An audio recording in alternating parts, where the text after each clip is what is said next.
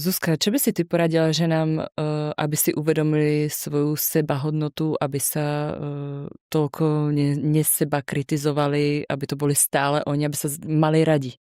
Rady.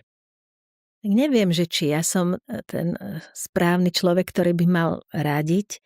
Mne to tiež dlho trvalo, Mhm, kým som si uvedomila, že nemusím byť dokonalá mhm. vo všetkom, hej. My sme vyrastali v istých stereotypoch v rodinách, kde celá tá práca, hlavne tie domáce práce boli akoby ženské roboty a okrem toho, že sme mali aj prácu, inú prácu, normálnu prácu, tak sme toto robili samé a chceli sme byť dokonalé. Či už ako manželky, matky, Presne, stále mať všetko. upratané, stále mať Takže navarené. až potom zrazu prišiel nejaký zlom, ale neviem, čím sa mi to stalo, že som si uvedomila, veď to je predsa hlúposť. Nemusíš byť dokonalá, aby ťa mal niekto rád.